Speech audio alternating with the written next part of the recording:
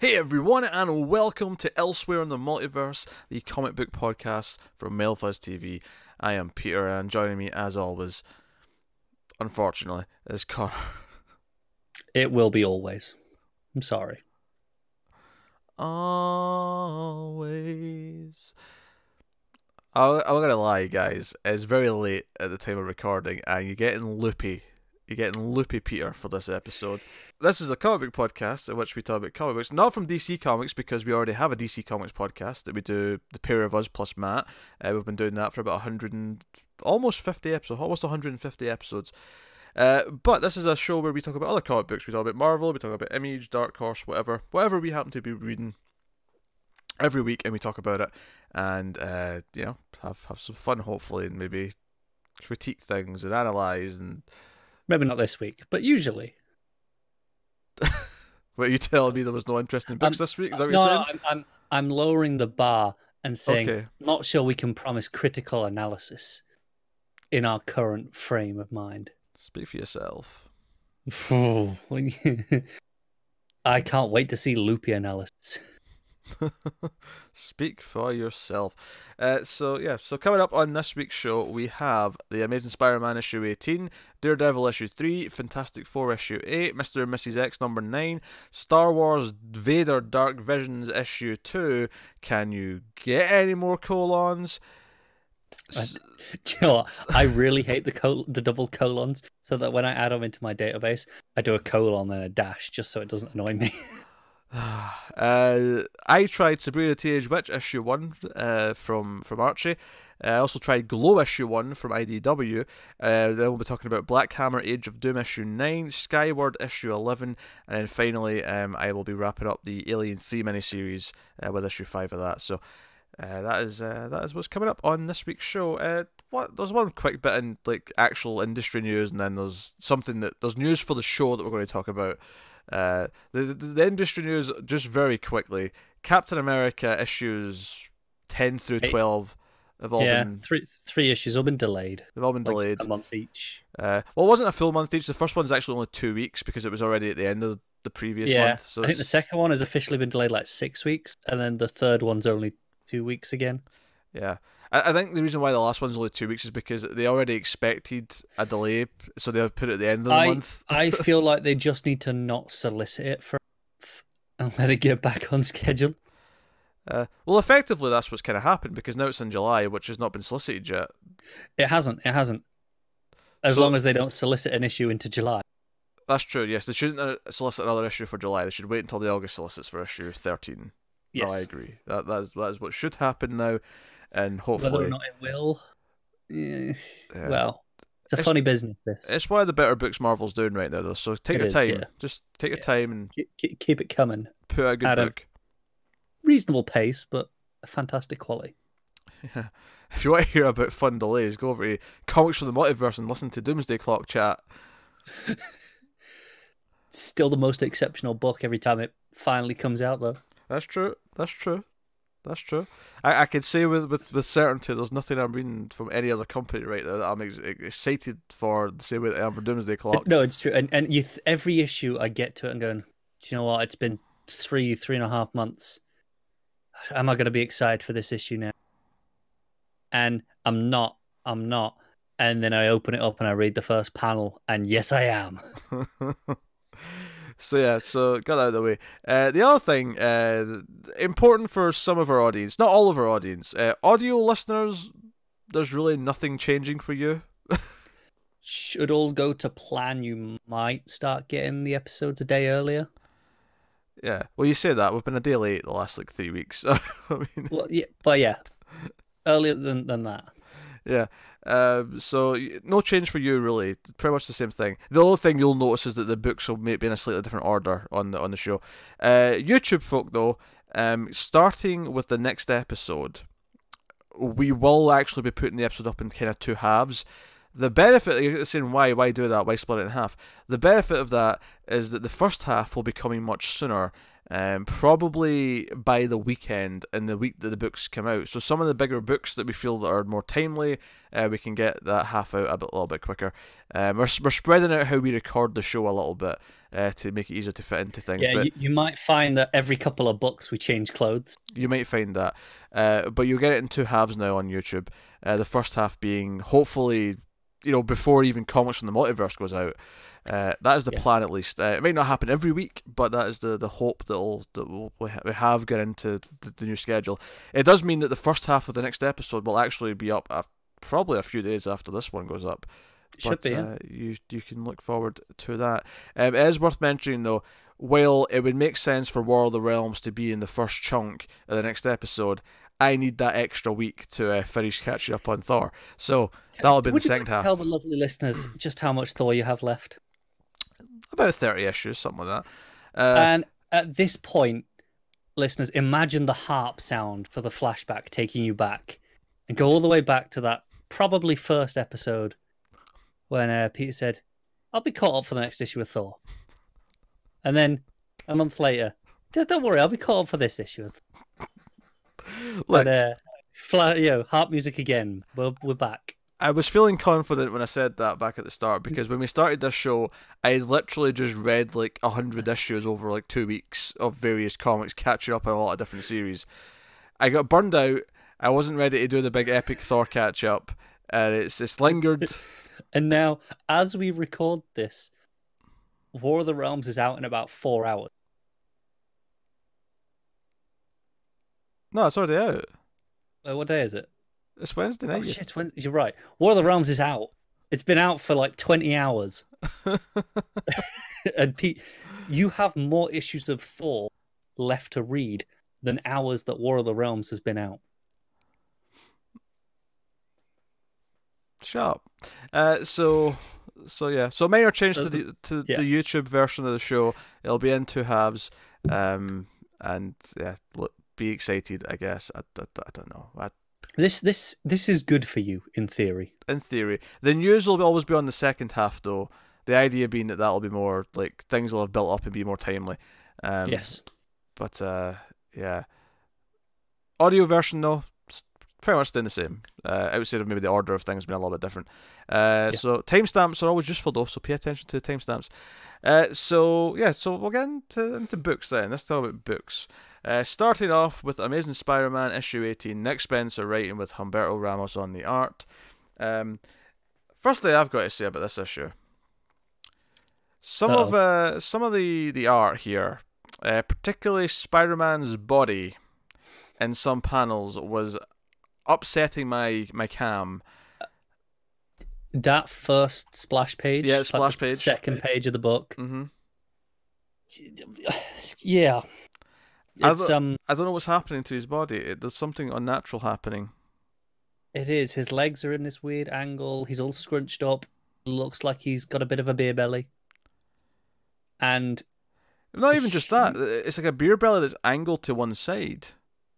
Well, that's momentum. He's swinging. The beer belly has literally swung. Nah, bullshit. Against his body. He looks wrong. Just wrong. Yeah, he looks wrong. I don't understand it. It's bizarre. It's a shame because most of the art is pretty good in this issue. Yeah, most of it. But you get the odd panel like that, or where it's just wrong. And annoyingly, I think most often it is Spidey that looks bad. Mm-hmm. But it's a Spider-Man book. That's kind of the key character to get right. Yeah, no, this issue's kind of not great. I'm sorry to say it, because I've liked the build up to the hunt, but I felt like most of the stuff inside the dome with Spider-Man and the villains was mostly just a lot of overwritten action. There was a lot of narration that I felt like could have been calmed down a little bit, that kind of thing. We get a scene explaining that all the hunters, all these rich people who are wanting to hunt the villains, are actually using kind of like avatar robots to do it. Yes. They're not actually putting themselves in danger, because of course they all look like Kraving. They all look like Kraving. So I mean that needed explaining, and there's some stuff with MJ back at the house, back at the apartment, with her trying to listen to music to ignore what's going on. She sees it in the news, and then that creepy villain that's been like stalking Spider-Man from the distance since the start of the run is kind of watching her, and that's kind of your creepy ending to this issue. I think ultimately my big problem with this issue is that I just felt like most of the fighting that happened in the dome was just kind of meaningless and didn't really matter. I agree. It was just there to have something happening. It was there to have something happening. Spider-Man looked bad in a lot of the panels, and then on top of that, I thought it was overwritten. I thought it was far too much narration. I'm like, just let the fight be the fight. Damn it. That's fair. I like the concept of the robot bodies that they're VR controlling. I do like that. Yeah, conceptually that's fine. I don't have a problem with that. Yeah, I don't think it does anything particularly great with it, but I think maybe my favorite scenes in this issue are, all the rich people trying on the suits, in the party and going through it there. I think that's probably the best. No, don't get me wrong. I have been thinking for a long time through this all the setup to this arc that Black Hand is also an animal themed villain. So I'm glad they finally paid that off. Yeah. And had him double cross so that he's now one of the captives as well. That's fine. That's cool. Yeah. I'm on board with that. Yeah. I don't know. Like I feel like I remember the first arc of this book, and maybe a little bit after. Didn't grab you, yeah. Feeling a bit overwritten, and then it kind of smoothed out, and I've been kind of liking it. This felt like it was back to that first wave, and I'm not sure. I think I still like it a little bit more than you do. Yeah. Because I didn't have as big a problem with it at the start either. I think a big difference though between this arc and the start is the arc. She had Otley on art for that first arc, and Otley is goddamn fantastic. And Ramos is, it's fine. It's pretty good, but then we've got these problems with Spidey, which is not great. There's no Otley, that's what I'm saying, really. Mm-hmm. It's still readable. It's not a very exciting issue. No, and it's technically, well, it's not the first issue. The last issue was the first issue of the arc proper, but it's like the fourth, kind of. Because we had the Craven issue, then we had last issue. No, that was prelude to the hunt, or no, piss off. It's part of the same story. Craven issue. Last issue was officially the first one though, because the last issue was the oversized issue to start it off. Officially, but it wasn't. Yeah, but I'm saying from a marketing standpoint, this is your second issue, and I don't know. It felt like it. Like I was quite hyped at the end of the last issue, and I feel like this issue let me down a little bit. Didn't pay off that. No, I agree. Yeah, I think the reason I'm saying it feels like the fourth issue is that in the pacing, I feel like it's the third or fourth. Like it slowed down, right? Where even though it shouldn't have done, but this is the fight in the middle of the story that we usually get. That around the 3 to 5 mark of a story. Be ready to be fatigued because there's like another 6 or 7. Yeah, I'm skipping all the .hu issues. They're all just okay. They're focusing on a villain, right? Yeah. That it's their story. Even without them, though, you're still got like another 6. Yeah. Does this have the checklist in the back still? I know the last issue did. I don't know if this one does. I don't know. You can check, but because there's even like there's an epilogue issue and everything. I think in June. Oh, really? Yeah. It's the whole thing. So yeah, April we got 19, 20, 21, 22. So I mean, I've got another 4. Okay. According to this list at the back. Not counting the tie-in issues, which, yeah, that would make it 7, which I think I'd be fatigued after that. All right. Yeah. Not super in love with it. What are you giving it? I'm going to give it a 6. Yeah, I gotta go 5. I can't really argue too much. I finished it and I was kind of like, sometimes I really like these Spencer issues of Spider-Man, and sometimes I don't. And it's kind of frustrating. It's a bit inconsistent, yeah. Yeah. Anyway, so going into something that's been consistently promising is Daredevil issue 3 by Chip Zdarsky and Marco Checchetto. I'm going to say his name as, or I'm going to say his pronunciation as. I should say. You say it different every time. Do I? Yeah. I think I like you've swapped between Checchetto and Checchetto. Checchetto. I could see it being Checchetto. Nah, that sounds stupid. It's too long. It's too much of a break. Checchetto. I don't know. I think I'm more inclined to go with Checchetto, but I mean, what do I know? It's hard to say. So Daredevil, last issue ended with him getting shot by the cop. Yes. And this issue picks up, Kingpin's heard a rumor that Daredevil's been shot and he's been arrested. So he's running off. He's running from his fundraiser. He's like, oh, I need to see this for myself. He has to get to this. And Joe, I'll just say it, I love this issue. And what I loved about this is that, okay, so Daredevil, of course, is not dead, right? He's still there and he's getting back up. He tries to fight back. He tries to run. I love that this kind of plays out as the issue is like, okay, he's going to get away, so we're going to have this great chase of him like diving over cop cars. He's trying to disguise himself. He's trying to run from this, this big cop who's determined to chase him down. And ultimately, he's going to fail. He's going to get beat. He thinks he can fight back. He ends up challenging the cop to a fist fight. He's like, oh yeah, my dad's a boxer. I got this. Yeah. And he just outright loses. We end with him. Well, no, we don't end with him, but we almost end with him in a cop car, handcuffed, waiting to go to jail. And I do like how the other cops kind of stick up for him, say, "Hey, we're not perp walking him because he's basically one of us. We're not doing that." It's like, look, we'll take him in. We got to do that, but you leave that damn mask on. Yeah, because they all they're all there surrounding him, and he's just like, "Hey, how's your mum?" Right? Yeah. Like, how did the operation go? So I love this because it was like,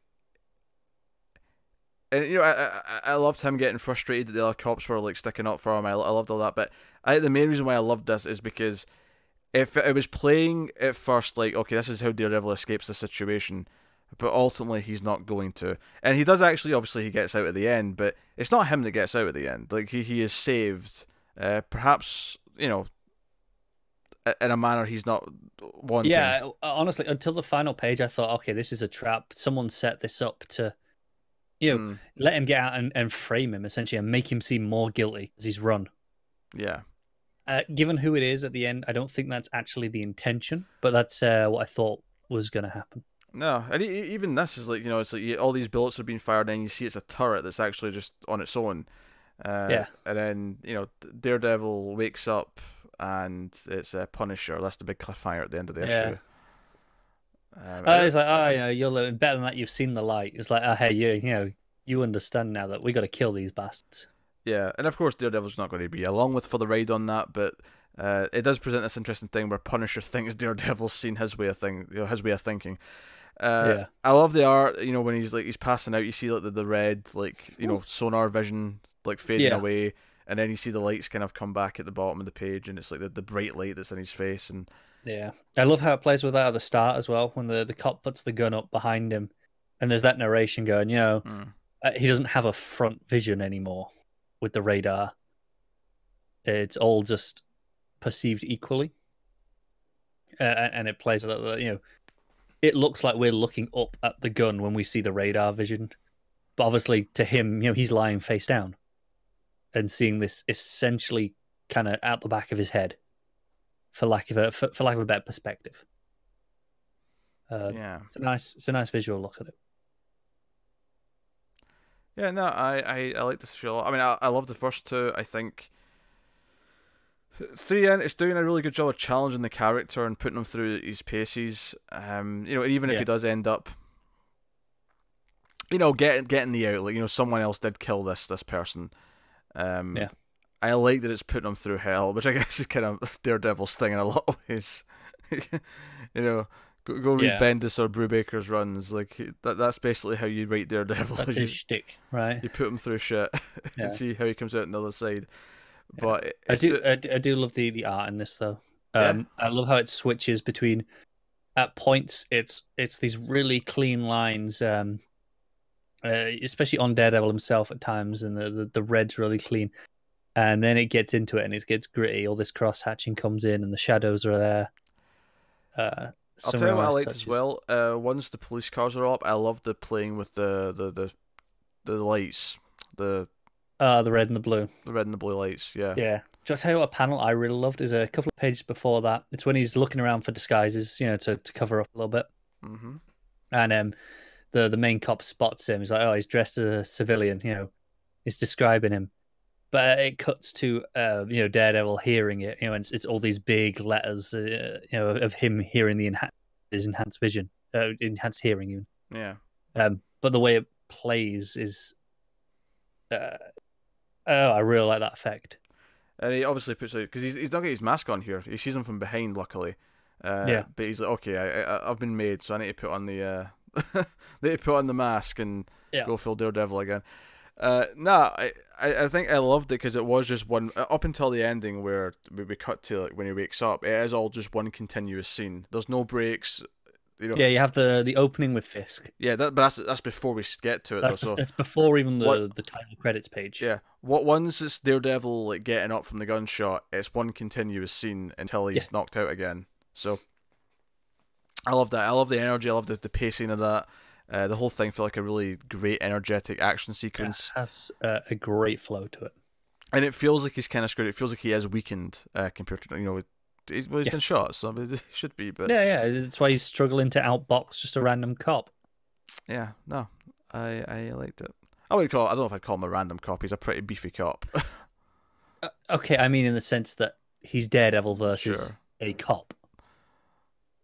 Sure. What are you giving it? 8.5. I give it 9. It was a great issue. I thought about it. 9. And there's that one panel when he gets handcuffed where you see this smirk on Kingpin's face. I'm like, yeah. Yeah, that was good. Yeah, they know what I love how Kingpin's there watching, and then they go, all right, come on, sir, we're gonna drag you away. Can't be it. They'll ask for a statement. He's like, yes. I'm gonna go draft this statement now. I'm looking forward to this. Yeah, I mean, writers, and this has to be a great statement. This has to be the best statement we've ever had. Yeah, call in the speechwriters. So yeah, that's Daredevil. That will take us on to Fantastic Four issue 8. Dan Slott writing with Diego Stefano Caselli. That sounds about right. There's a few artists on this. Let me get to the credits page. We'll go on then. So, bear with me. So obviously got Dan Slott writing, and then listed as artists we have Aaron Kuda, Stefano Caselli, David Marquez, and Riley Brown. Okay. So it's a bit of a hodgepodge. A lot of artists. I dropped this after the last issue, so you're on your own. Yes. Interesting issue, this. Most of it is not from the Fantastic Four's perspective. We're with Doom. We start with, I think her name was Lady Victorious, that new herald for Galactus. And it's basically her, looking over the work they've done. Galactus is trapped in that mountainside, and the people are there and going, oh look, she's done a great job. She goes back to visit Doom and report in. And this is where it transitions to Doom for most of the issue. It's his perspective. He's captured all the Fantastic Four, and he's got them in unique prison/torture cells. So he goes in and talks to Reed, and Reed is stretched out a lot. And as Doom put it, he's stretched to his very limit, and then the temperature has been lowered to colder than the vacuum of space, so that if he tries to stretch anymore, he will just crack and shatter, and his organs will just, shatter like that. Which is pretty sadistic. They basically have a conversation about the maths of what he's done with Galactus, and Reed's like, it won't work, basically. That's what it comes down to. But Doom goes off and he visits Ben. He's got Ben chained up in, big.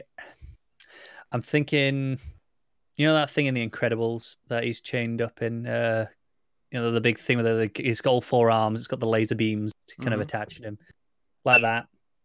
And Doom's like, yeah, I'm no fool. There's no way you should be able to snap out of these chains. But we've been down this route before. Every time I say this, you manage to get out of it somehow. You have some extra hidden well of strength that we hadn't accounted for. So restraining is not the trap. That's fine. The more pressure you apply to the chains, though, to try and get out, the faster the remaining traps will kill your 3 teammates. Which it's pretty good, right? And he's like, yeah, and Ben's like, well, you're just going to kill him anyway, so why shouldn't I just escape?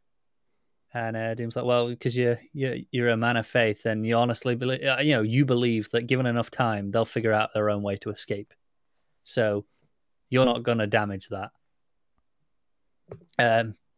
Johnny's pretty quick. He's just left in this breathable liquid so that he can't do anything. Right? He can't turn his. He's doused basically. His seems relatively tame compared to everyone else's. It's fine. And then the interesting we get to Sue, and she's being blasted with these sonic waves.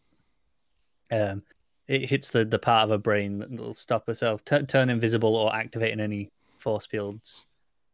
No, just the force fields. She can turn invisible, but as he says here, it's like, what's the point? The force fields are your actual weapons that would help you escape. You're locked in a tank. Being invisible isn't going to help you. So he's not even worried about that. And that's like the first half of the issue, is just going through them in those tanks.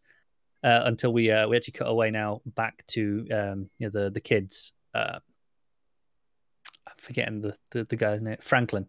So Franklin's having this nightmare about all the worlds he was creating in the first few issues, and it's all these alien species that he's created. He was their god. They feel like he's abandoned them and left them to the shit. So they're all attacking him. And he wakes up from this nightmare, and he's got blue hair now. He's just changed to blue hair. I don't think he had it in blue hair last issue. I can't. I didn't bother checking.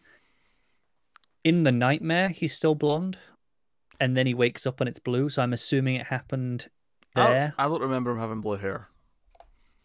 No, I don't. And someone addresses it in this issue. It's like, oh, hey, I like the new. But it's not a big deal. But he goes to just walk. So I've got to get some air. But the aunt is like, hey, no, you're grounded. You got to go fix that car you took apart last time to make that teleporter. You ain't going anywhere till that's done. And he's a right dick about it. He's like, go on then, try and stop me. He's basically, you're blind and I'm super powerful. What the hell are you going to do? Try and stop me. And he just walks off. And there are these things on the trees watching him. I don't know how to what they are. They're kind of almost like jackal rabbit ears, like a bat ears sort of thing. These things crouched on the tree branch. There's a couple of them watching him. Doom he kidnaps the podcast again.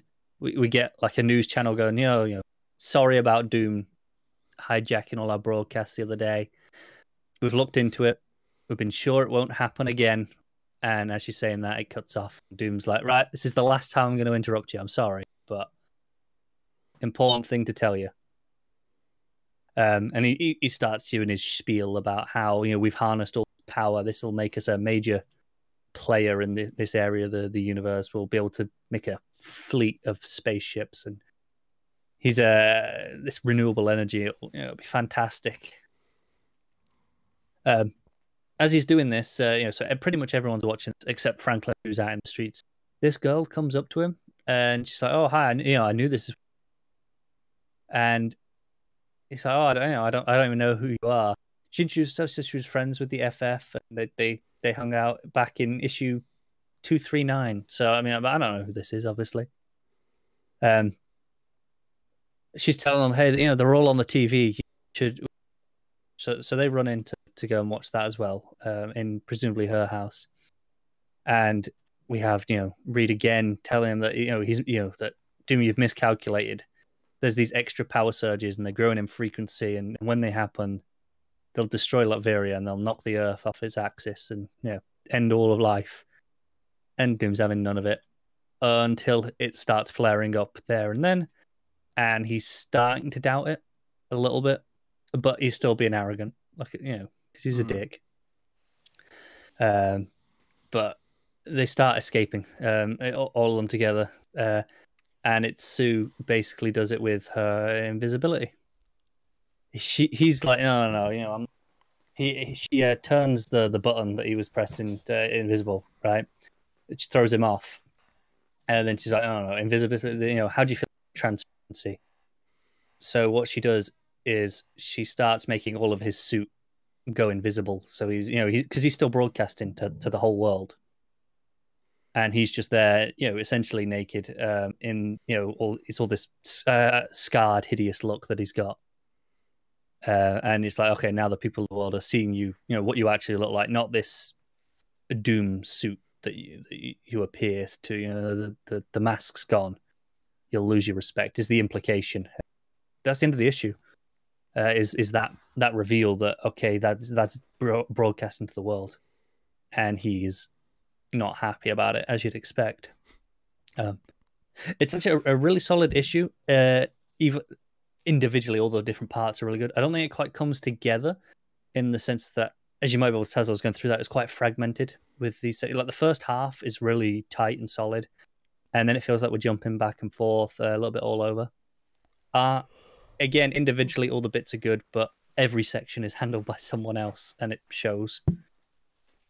It doesn't render together that well. The stuff with Franklin is particularly jarring. It's very cartoony in comparison, but it's a pretty good issue overall, and I like what it's doing for the plot. I like how they're playing with Doom there, and I like the torture chamber stuff. That was cool because what do you want from me? It's pretty solid. I'll give it a 7. That'll take us on to Mr. and Mrs. X, issue 9. Kelly Thompson writing with Oscar Bazaldua on the art. So, Gambit was brought out by Spiral. The Spiral's the 6-armed henchwoman yes. who's been controlled, and sent to save something or steal something. Get the treasure. Get the treasure, but it turned out to be a baby, a 6-armed baby.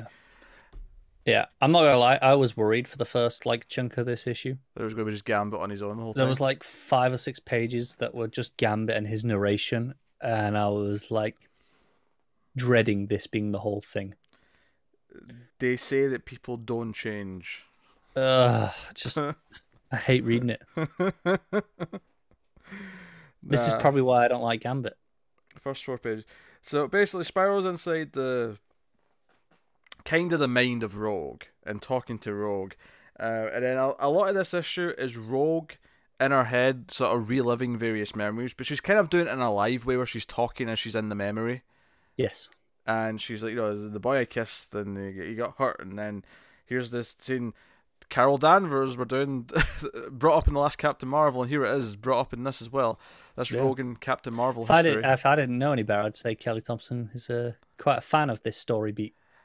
It makes me wonder if she's going to do something with it in Captain Marvel. Yeah. So this is ending, right? Relatively soon? I think so, yeah. So I don't see it happening in here, but yeah, maybe in Captain Marvel. Yeah.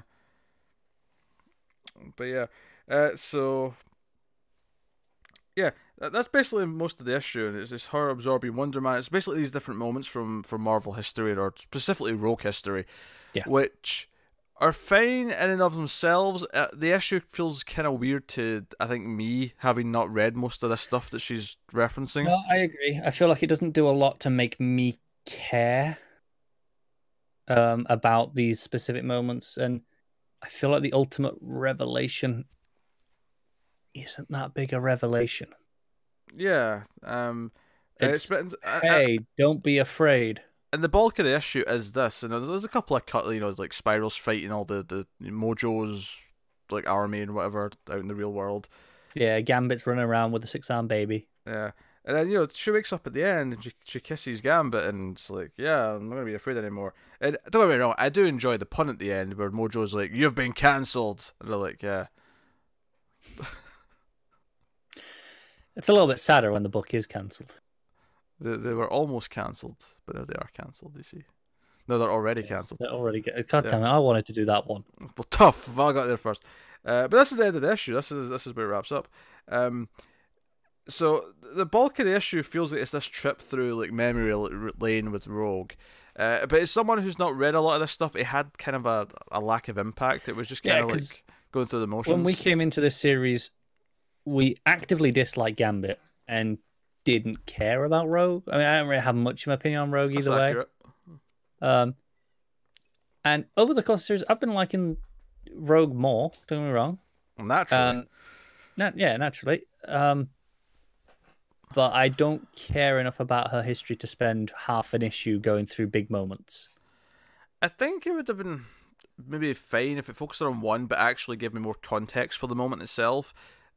These were all kind of like, here's all these big things that, you know, long-time or Rogue fans will recognise, and I'm like, yeah, they will, but... Yeah, like the first one where it's, you know, she's kissing her boyfriend, it's, okay, I got that one. That's because it was in the movie. Well, yeah, exactly. But I don't think I needed that. Just in context, it was okay. No, that was her powers, right? Yeah, kicking in, yeah. I get that. I got that in context there. Whereas some of the other ones, she's casually mentioning that she absorbed like a whole like race of people to do something, and I'm like, yeah, there was this whole thing where she absorbed Carol, and then it was she Carol or was she Rogue? Yeah, because Carol was fighting back. It's like they were lacking context for me to really. I feel like just focusing on one key thing might have been a better. The one that got me is when she was in the prison. And it was like, oh, what, you know, why here? I didn't even have powers when I was here, and it was making a big deal about this moment, and I didn't know what this moment was.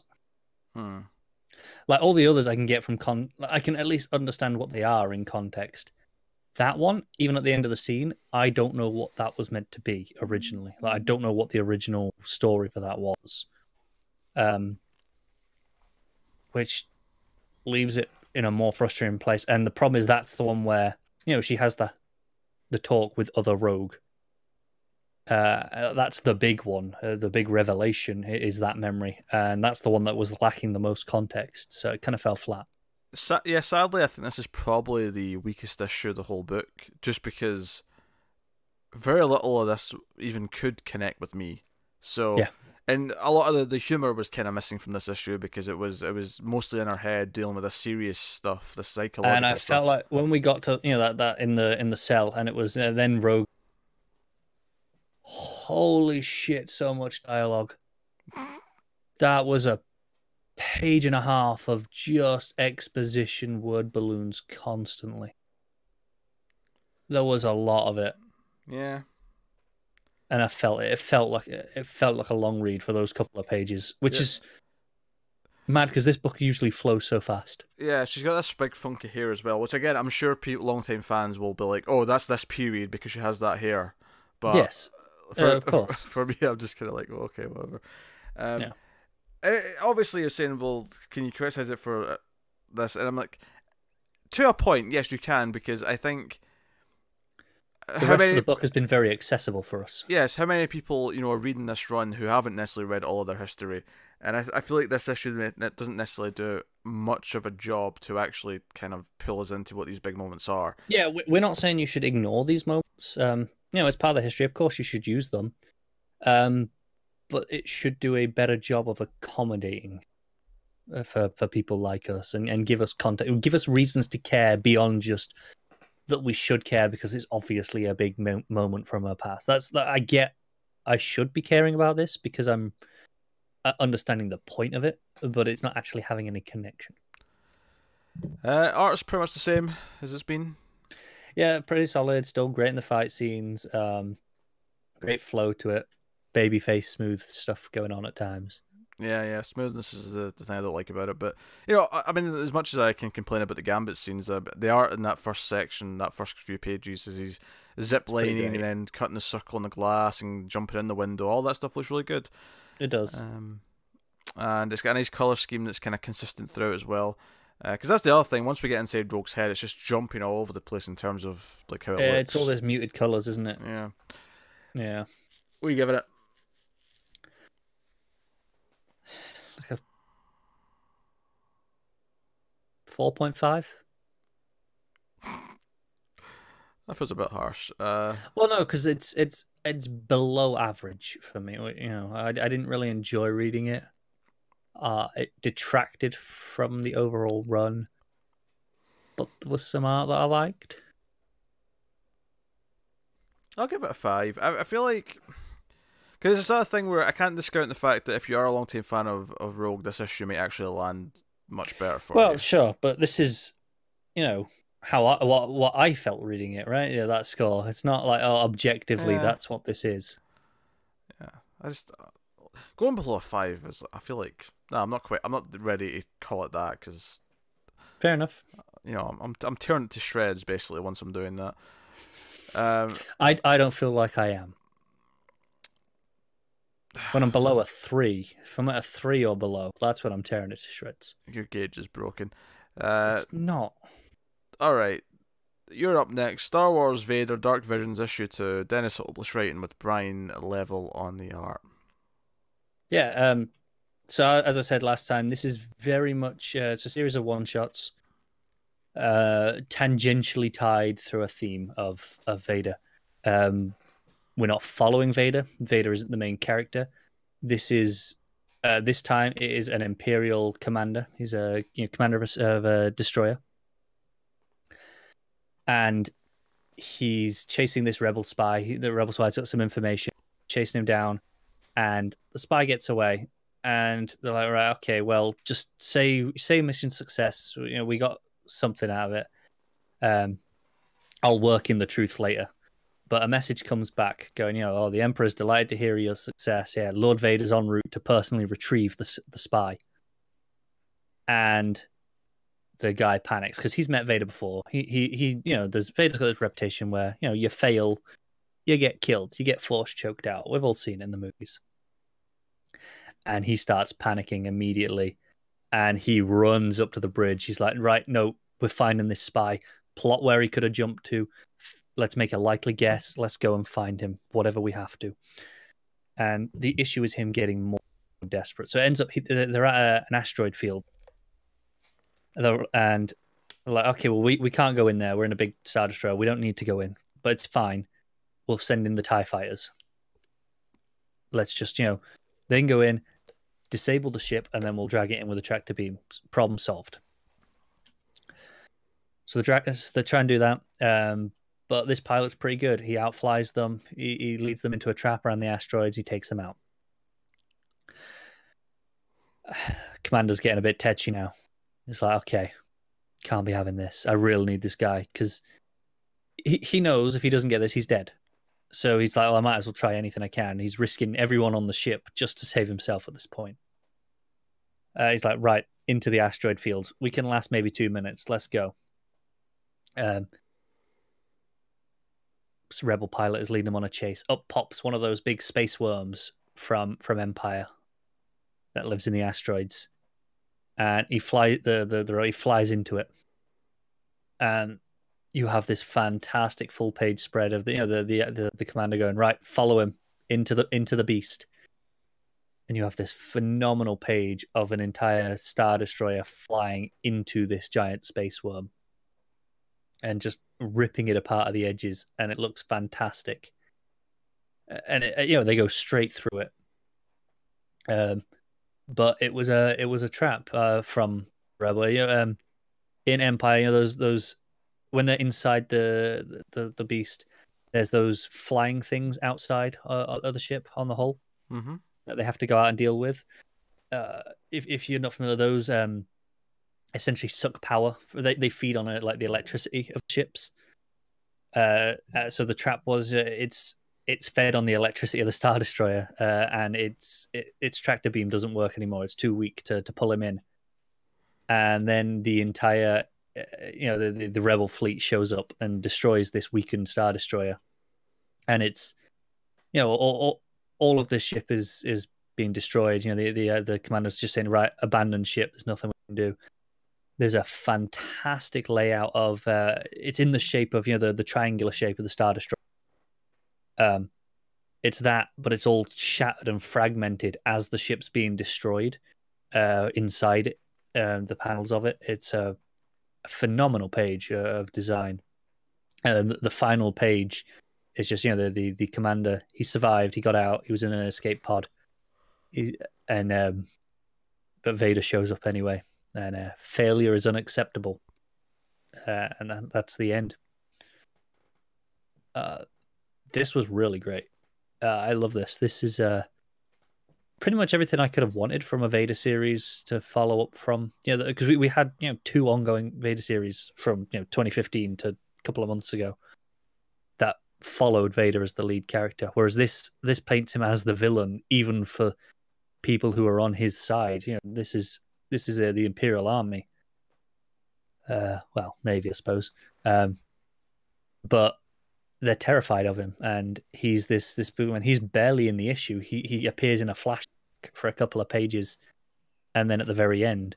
But his impact is felt throughout. Everything that this commander does is out of fear for Vader of what he will do to him if he finds out he's failed. And because of that, it's incredibly effective. The art's really good. It's these really a bit more cartoony than we have been getting in Star Wars lately. Reminds me of like the Dark Horse stuff. Sort of thing you get in a lot of Dark Horse Alien books as well, that sort of style. But it looks good, and the layouts themselves are fantastic. There's a lot of usage of that Star Destroyer imagery as the page, the panel formed out of that. It's real good. This is a 9. Okay, jeez. All right, well, that'll take me on to a couple of number 1s that I read, actually, that I tried that Cord didn't. First up, Sabrina the Teenage Witch, issue 1, by Kelly Thompson and Veronica Fish. Veronica Fish is such a great name. That's such an Archie name as well. I'm Veronica Fish. Is there a fish in the room? Okay, so what's weird about this is that I didn't realize Kelly Thompson was writing this, and I was kind of just ignoring it. And then it popped up last week, looking at the Diamond and looking at what's coming out. I was like, wait a minute, Kelly Thompson. Wait, what now? So I guess I have to try this. I have to read this. And I'm a Sabrina fan as well. I grew up watching the original show, the Netflix show's been on. I've read some of the horror comics. I've never read one of the more light-hearted comics, which is this. This is right from the get-go. This was aiming at TPS as the more teen-friendly kind of Sabrina comic. Not your horror ones that you've got going on at the minute. Not your chilling adventures of Sabrina. So it starts off. She's already a witch. There's like a weird kind of page that's like a flash forward to the end of the issue saying, then it's like 13 hours ago kind of thing. One of those thingamajigs. But she wakes up and we get Salem being sassy and poking fun at her. Her poking fun back. She does have the Chilling Adventures haircut. It's kind of similar to that hair. The blonde bob. Yeah, the bob. Platinum blonde. Well, what's funny though, she has the platinum at first, and then she does a spell to make it more blonde, like normal blonde. Oh, okay. There's a little thing. Basically, it starts with her sort of implying that she's decided not to use any spells. She's promised not to use any spells. And then uses a spell to change her hair. And uses a spell to change her hair. This is a minor one. It's not a big deal. And then she continues throughout the day to do more and more. Meet the ants. It's a good first issue in the sense that it does a good job of like, okay, here's Salem, here's the ants. Okay, she's first day at this new school, in Greendale, and we get introduced to some various characters, introduced to Harvey, all that kind of thing.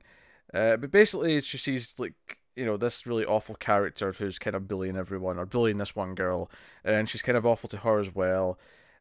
What's weird is that introduces like a second guy character, and I don't think it's meant to actually be the guy from the show. The sort of the love triangle like dude. But I want to say Nick. Yeah, that sounds kind of right. Did I say Nathan a lot? But it was actually Nick. I feel like that was the thing. That sounds like something you did. It did.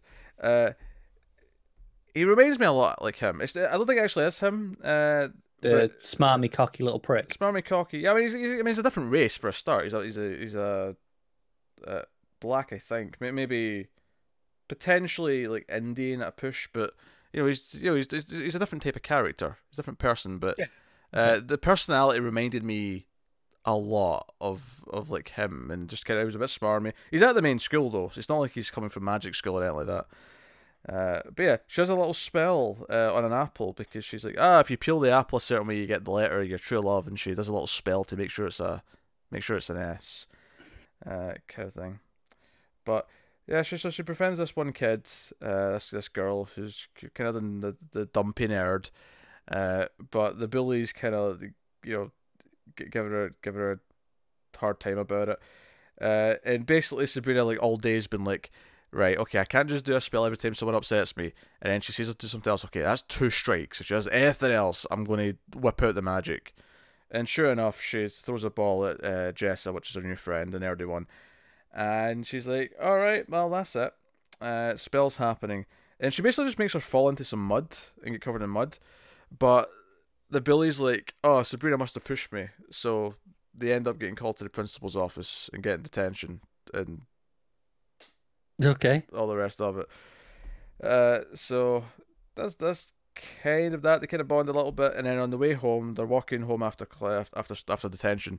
It's already night time, and a big demonic antlered monster thing attacks them, which is getting us back to the start of the book. And Sabrina does a spell, and it turns out that the bully girl and the smarmy guy that she kind of liked, the second guy she met, are both the Minotaur. Oh, sorry, the Wendigo, not the Minotaur. The Wendigo. Okay. Very different things. Very different things.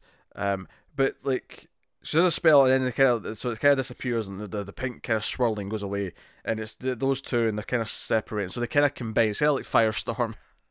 the brother and sister combine to make the Wendigo. So that's a big ending cliffhanger. This is good. I mean, I think if you want this more light-hearted Sabrina, that's a bit less focused on the horror and more on the archiness of it, I guess. It's a bit more. It's a bit more just light and fun, I guess. It's a really good issue one in the sense that it introduces the characters kind of one by one, introduces its different elements. I will see like Harvey's introduction feels almost tacked on because he's only in like one really quick scene where he shows her where to go for like a registration or whatever. The art's pretty good. It's very expressive. There's a lot of Salem looks great. Even the cat's expressive. They do this kind of nice thing where he's got the attitude that he should have. Sabrina's got a lot of sort of the big wide eyes moments. Got a lot of the sneering here or there, or like acting. It's very expressive. Is what I'm saying. Very expressive faces in the book. It's it's a solid first issue. There's not a whole lot to really fault in it. I think ultimately it comes down to, do you want this type of Sabrina book? And do you? I wouldn't have said I did beforehand, but then you put Kelly Thompson's name on it, and I'm like, okay, I'll try it. And then I'm like, yeah, this kind of fits her voice, her style of writing. The wittiness of it. I can get it, yeah. That said, though, it's definitely, even compared to her other work, it feels a bit more, I guess, charming and less. I don't want to say snarky. Her work's not snarky, but it feels a bit more. She has a lot of sarcastic things. Yeah, doesn't she? This has at least so far has less of that. This definitely feels, and dare I say it, I'll say it's funny given that this is the teen book where I would expect sarcasm to be rampant. Yeah, it's a bit more. It's kind of like one of the things we were saying about the show is that it has this kind of like genuine classy wit to it. Yes, it really. It's not set in the 50s, but it almost feels like something that the tone you'd expect of like a 50s high school teen thing. Yeah. It's got a little bit of that going for it. It's not super strong, but it is there. And then mixing it with the other stuff, it does kind of feel like it's going less Chilling Adventures and past, say, the hit television show Buffy the Vampire Slayer, but into Do you know what? I knew you were going to say that a minute ago, so I tried to and thought, oh, maybe I can get around it. No. You just came back and barged on through it anyway. No, I'll say it. I'll do it. It's definitely having a little bit of that. Again, not exactly. It feels like a weird combination of like the newer Sabrina stuff, but then also the 90s show, and then a little bit of just. It's basically we're trying to do what's recognizable, but modernize it a bit.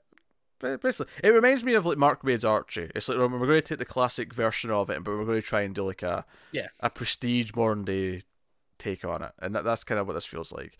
I'm with you.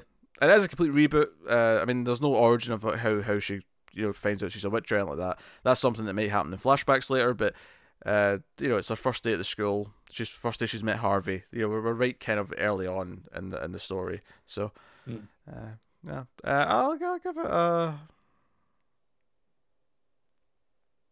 7.5 right now. I'm not ready to praise it to the moon yet. But I did say I had little to really complain about. Honestly, I guess it's just a case of what is the ongoing plot going to be? Because so far right now, this was just introducing characters, establishing relationships, and love interest. There was very outside of there's a Wendigo and it's really these two people. There was very little actual what is the issue to issue kind of like plot going to be? Is she going to be solving various supernatural cases? Is it going to at that Scooby Gang Buffy feel where she's got things to do every issue, or is it going to be more of a teen drama thing that just has the occasional supernatural thing kind of shoehorned into it? No, I'm with you. You'll find out when you keep reading it, if you keep reading it, I guess. Oh yeah, I'll read issue 2. I'm I like Kelly Thompson enough to give it another issue or two to see if it grows into the sort of thing I want to keep reading. Which it may very well. And it's worth mentioning, I read like a good 20 issues of that Mark Waid Archer book. Oh, did you? Yeah, it was pretty good. Fair enough. Wasn't a must read by any means, but like it was solid. Oh, I get it. So yeah, that's Sabrina. The other issue one I read was Glow issue 1 from Tini Howard and Hannah Temple on the art. So if you don't know what Glow is at least recently is a TV show on Netflix, but it's actually loosely based around a real thing in the 80s called Glow, which is the Gorgeous Ladies of Wrestling. It was a kind of like basically this TV producer decided to do a wrestling show, and they hired a bunch of actresses and basically taught them from scratch how to be wrestlers without really even knowing themselves how to do it. They just kind of had to go along. The show's great. I love the show on Netflix. It's got Alison Brie in there, Betty Gilpin, got a bunch of Mark Maron, great cast, lots of characters. The comic book is kind of set towards the end of season 2.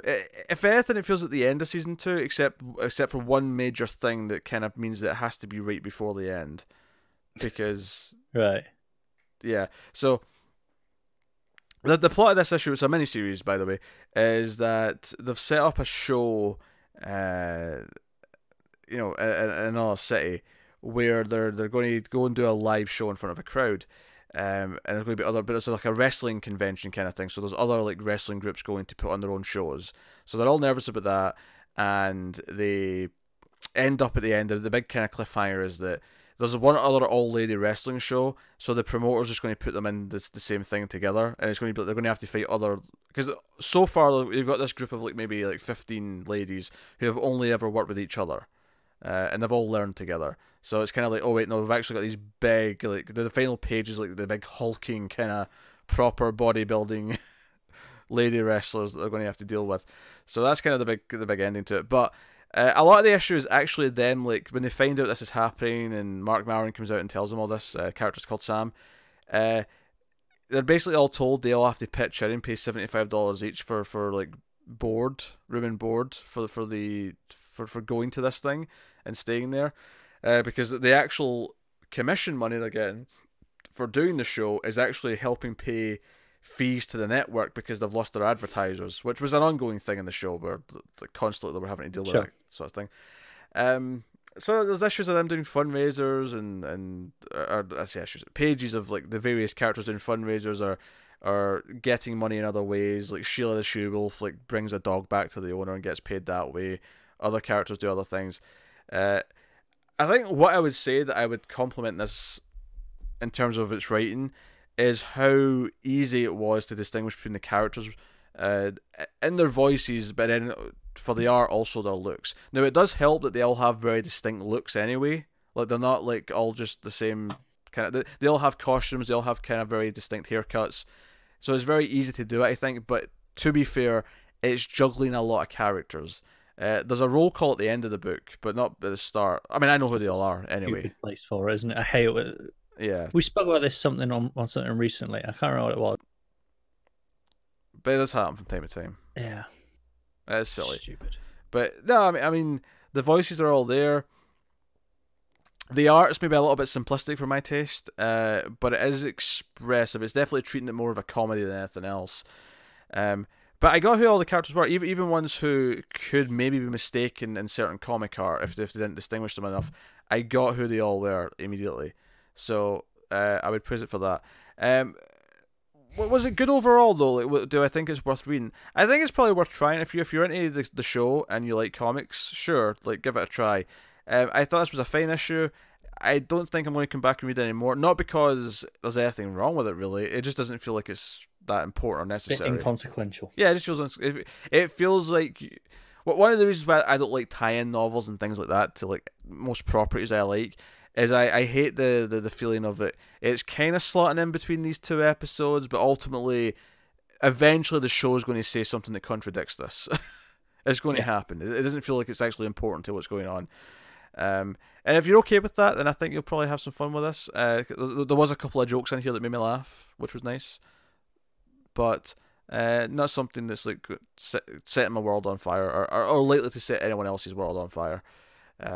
But the voices were down very well. Like I could hear the actors' voices coming out of these mouths because they were, they all had the right attitude. They were all responding in the right things. Just little moments like early on, like Ruth, which is Alison Brie's character, she's like going to sneak into Sam's office to see what's planned for the schedule that he's not revealed yet, and I could hear her like, I've got a sneaky idea voice that she does sometimes. Like I could hear that as the character was like speaking. So I'd praise it for kind of nailing the characters and the feel of the show, but ultimately I don't think it's anything that I'm passionate about or needs to be read. So if I'm rating it, I mean, it's 6.5. I'll give it a nice 6.5. But yeah, if you like the show, I mean, it's worth trying. But I'm not a big tie-in dude for the most part. Because one of the things I like about like Alien and Predator is that they don't really try and tie into the movies or anything like that much. They just tell their own stories in that world. Yeah, they've just got, there's the story with an alien in it, and that's it. Like, just go with it. It's just kind of how I felt about that Vader issue I was just talking about. It's not trying to be like, oh, it takes place between, this time period or whatever. It's just, no, it's just a story about someone and Vader happens to be there. Yes. How dare you? How dare you take my words and then apply it to Star Wars, you prick. Okay. That was... It's great because you can't argue with it. That'll take us on then to Black Hammer Age of Doom issue 9, Jeff Lemire writing with Dean Ormston on the art. We are in the city and no one remembers who they are. Talkie-walkie's trying to convince Lucy, thank you. See reading this once per month versus binging it like I did when I was catching up is a lot harder to remember all these details. Yeah, I've been reading it monthly for long enough that it's stuck with me. Yeah. So he's trying to convince Lucy that there were basically the real history of everything. Like, oh, we're on a farm, but it wasn't really a farm. It was all in Colonel Weir's ship, and yada yada yada. And she doesn't believe a word of it. But he's like, no, your dad was Black Hammer. You're gonna have to find his hammer, and it reminded you once of who you were. Maybe it'll do it again. Solid logic. I can't argue with him. If the hammer's even in existence here in this world, that is. But I mean, everyone else is. They may not remember who they are, but they all exist. That's true. No reason to assume it wouldn't. Do you know what I like about the start? I like how it starts with Abe. He's a security guard job and there's lightning outside. It sets this kind of like, okay, it's still the same night mood. But before we get to the actual talking, because there's not a lot of dialogue with Abe. And Abe's a right klutz. Oh yeah, Abe was almost knocking over various things. Was it? It's a bust. A bust of Colonel Weird. Quite right. Yeah, Colonel Weird. So Lucy doesn't believe him. But ultimately, her story in this book is that she eventually, there's that itching, nagging sensation, and she ends up quitting her job because the boss gives her a hard time for showing up late, and she goes home and she's like, oh, looking through her, I think her mom happens to mention her dad's stuff, so she starts looking through it, and I love how she picks up like a normal hammer. I think I got the she was asking to look through the stuff. She's like, because the mom says, sudden trip down memory lane. Yeah. And the mum mentions tools in the storage lock. That's right. But she actually picks up a normal hammer at one point, and nothing happens. She's like, it's like, it's like, yeah, no, the big Thor-like hammer's what you're looking for, Lucy. That's what you're looking for. And of course, she. I mean, if I have a critique about the issue, it's almost that it just plays out exactly like you would think it would. As she touches the hammer, she does remember everything, and she goes back to Tokiwaki to be like, "Hey." It does on her side of things, but I really like that moment where she played because Toki's like, right, that was my last shot. I don't know what I'm gonna do. He's about to cut his own wires. He's about to kill himself. Yeah, he's about to call it a day. Yeah, and Lucy's just there though, and it's like, oh, let me in, you. It's like, oh. That was nice. Yeah. No, it's a sweet moment, and he's all excited that she remembers, and it's like, oh, we have to find the rest now. So they're all going to go look for everyone else and remind them all, so they can get out of here and go back home. Yeah.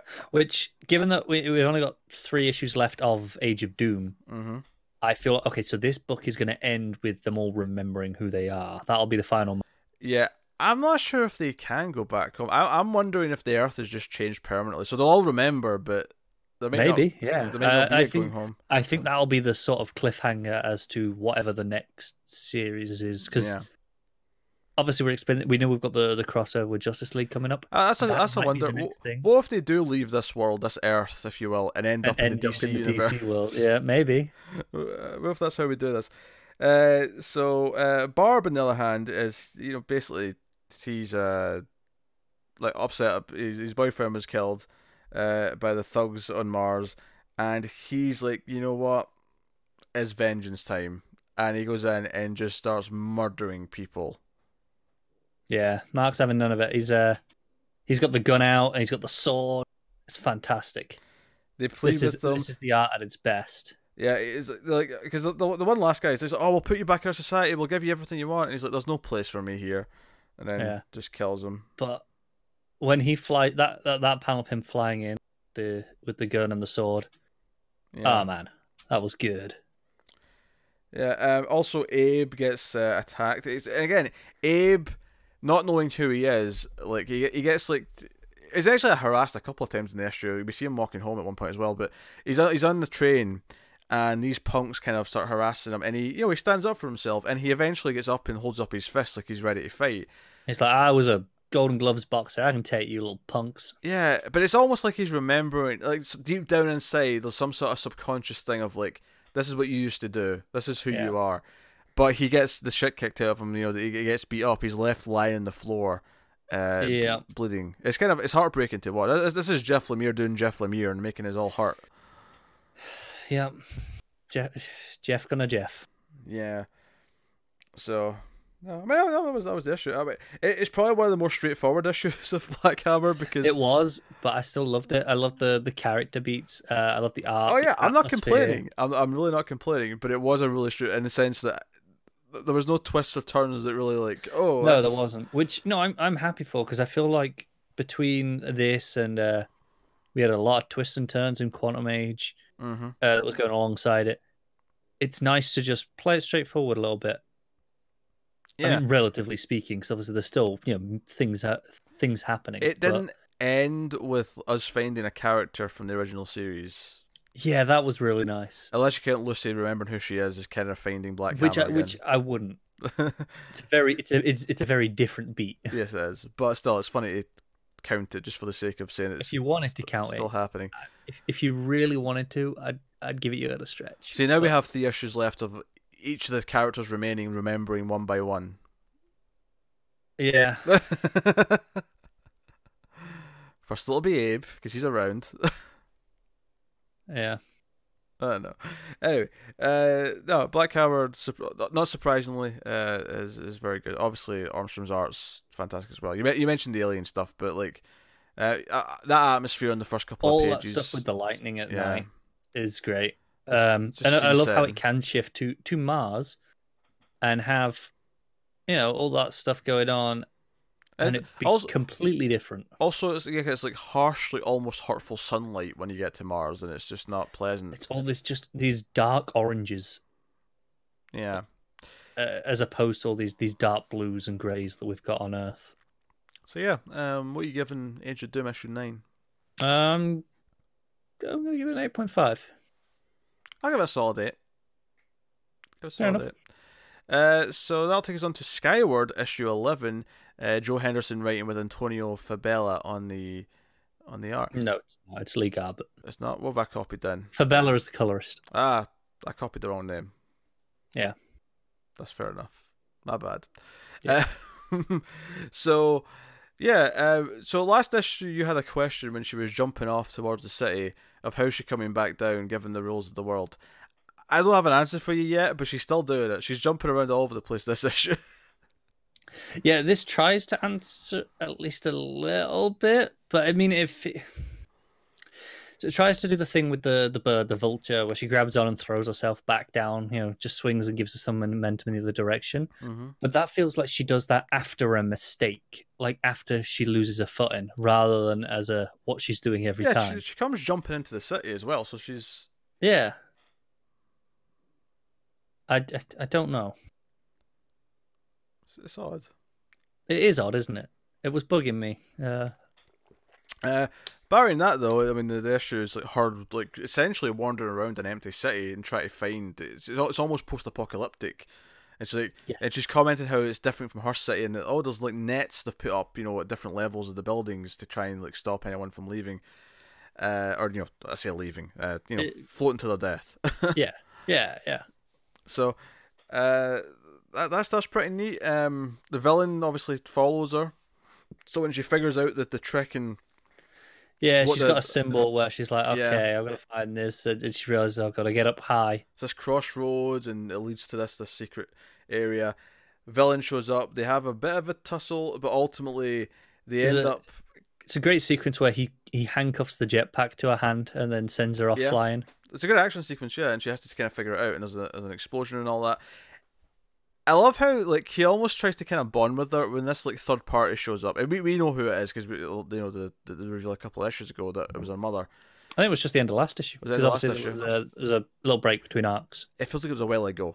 It does, yeah. So they're going down, and basically the reveal in this issue is that there is no fixing the gravity. That's not what her dad meant. The gravity can't be fixed. What his fix is that everyone would move to underground cities where there would be no possibility of going up. There's a logic to it. Yeah.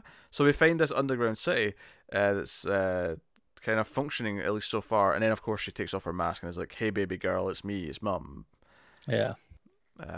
Still not super into this reveal. I think I said that last time. The mum's alive? Nah, I mean, yeah, it's kind of a really obvious, like, cliche thing to do. I read the notes.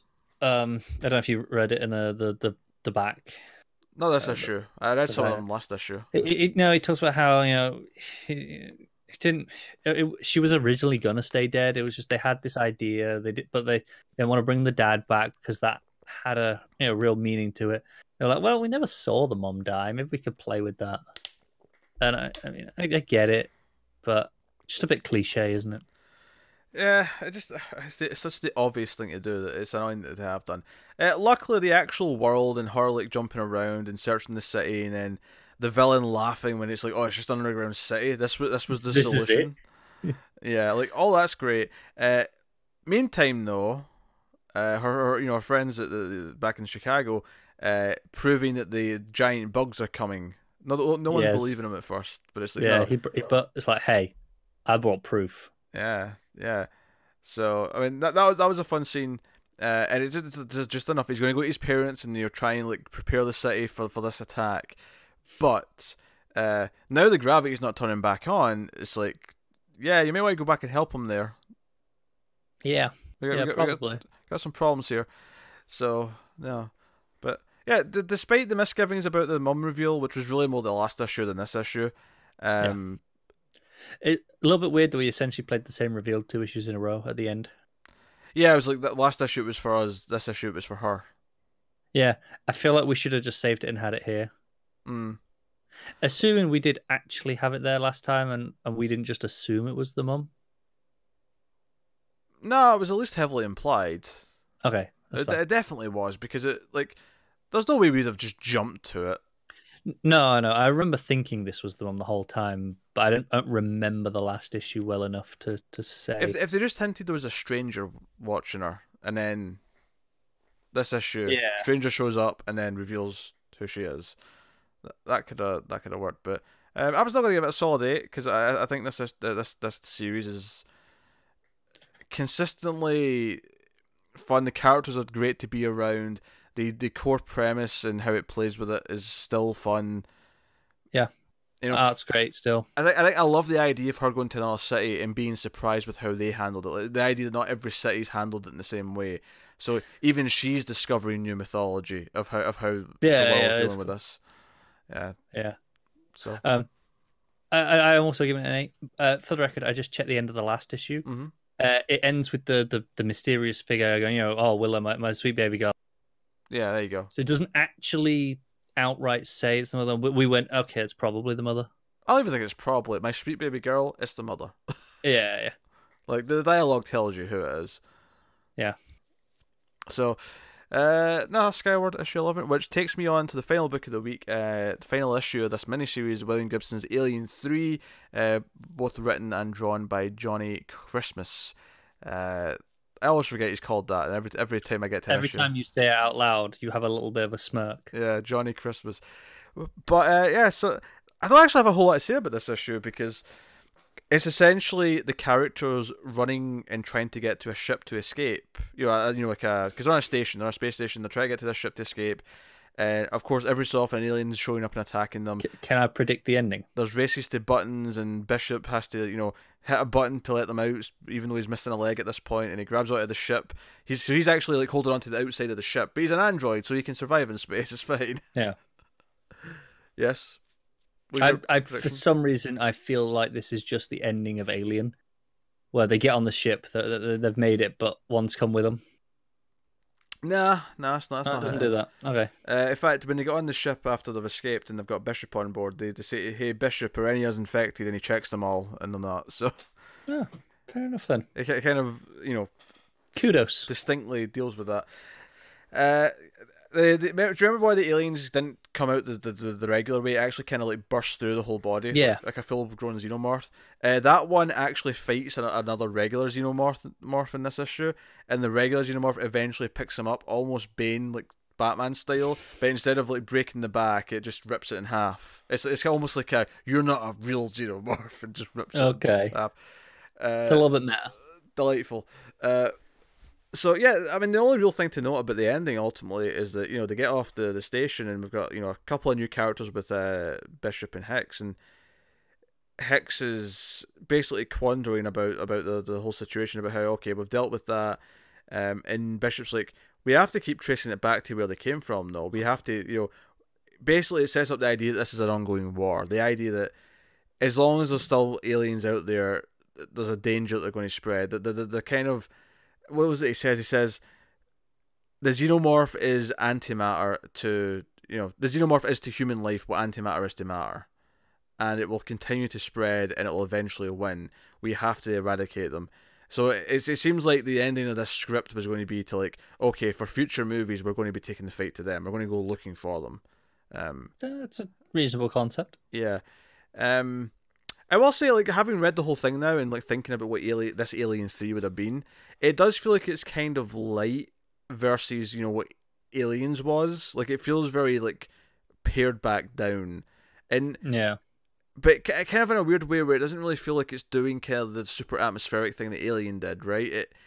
It feels like it's kind of in this murky place where, and I'd say this is why they didn't pick the script to make, but I feel like the final Alien 3 script also suffered from this just in a different way. So, like the fact that Ripley was in a coma and just gets sent off makes me think that they thought at one point Sigourney Weaver wasn't coming back.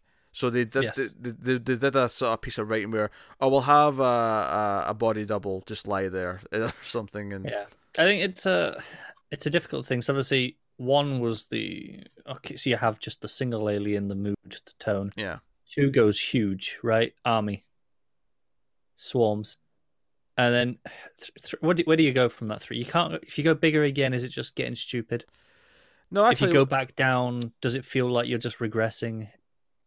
No, I tell you what you do with 3. 3 is essentially what happened in Aliens in the backstory happening in real time. You start with I've always referred to it as aliens in a city.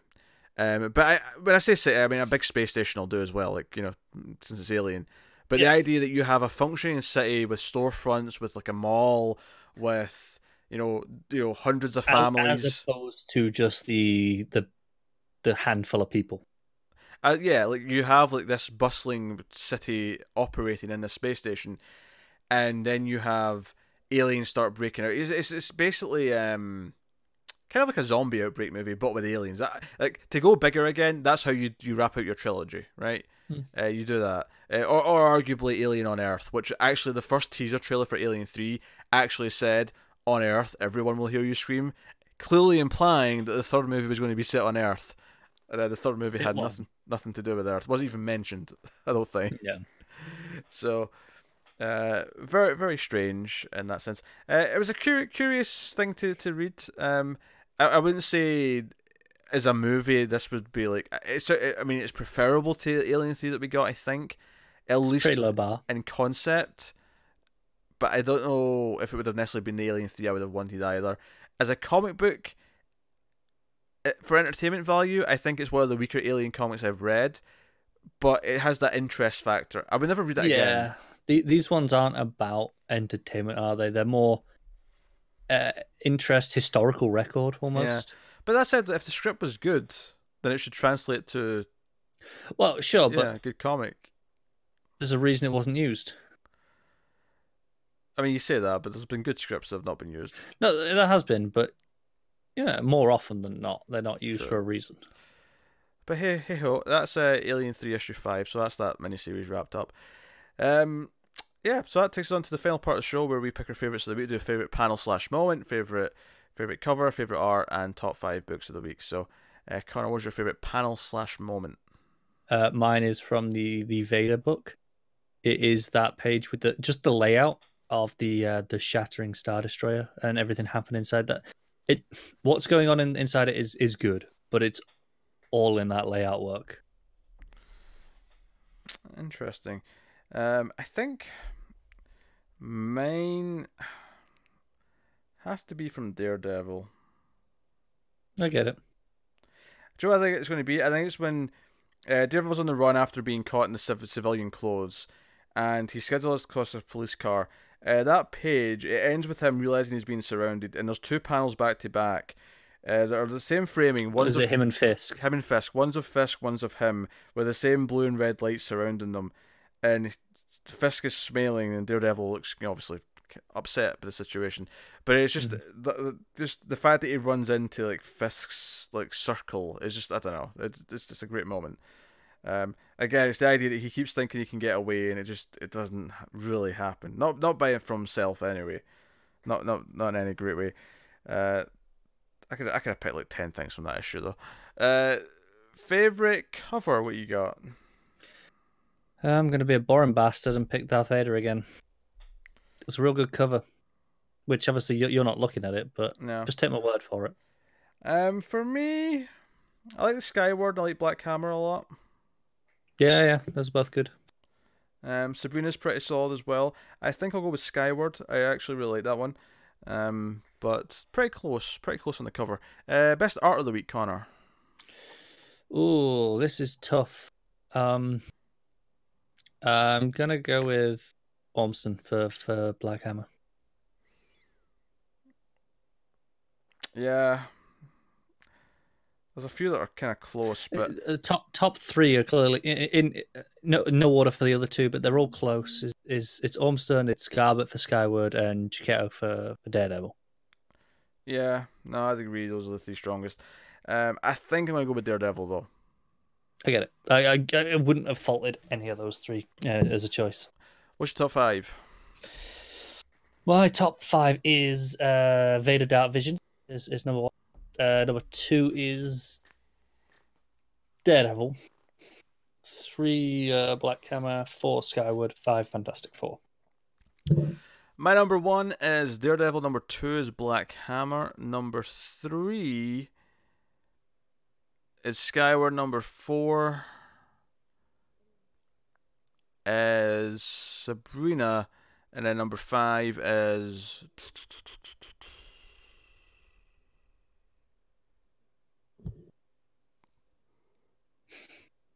Go with Glow, I guess. Yeah. Number 5's a bit in the ropey side. Bit in the ropier side, yeah. Yeah. But yeah, it's a solid top 4. But there you go. That is this week's show pretty much. I will tell you what's coming next week. Coming in next week's show, we should have Immortal Hulk issue 16, Black Hammer 45 issue 2, Captain America number 9, Star Wars 64, Die issue 5, Amazing Spider-Man 18.HU. That'll just be me though, because Cora's opting out of those tie-ins. I may opt out if I don't like this next one, but we'll see how it goes. War of the Realms issue 1, of course, Uncanny X-Men 15, and Champions issue 4. That is what's planned for next week. So I look forward to that. Yeah. And don't forget, on the YouTube, you'll get the first half of that early. Yes. And if by some reason that doesn't happen this episode, it'll definitely happen the episode after. So we're definitely switching over to that. So that has been Elsewhere in the Multiverse, episode 13. Oh, 13, not that. Unlucky. But we'll be back next week, so let us know what you thought of any of the books in the comments below. Like and subscribe, all the usual stuff. Get us on the Twitters at mail_fuzz for channel updates. If you want to support the show and the channel, head over to patreon.com/mailfuzztv. You can do that over there. Worth mentioning, of course, reiterating once again, we have a DC Comics podcast called Comics from the Multiverse, which is 140 plus episodes in. It's going strong. Check that out. It's out every weekend. You can check out that. But otherwise, that's us. So thank you once again for watching or listening. We always appreciate it. Keep reading comics. Keep reading Marvel comics. But remember that assembly is required.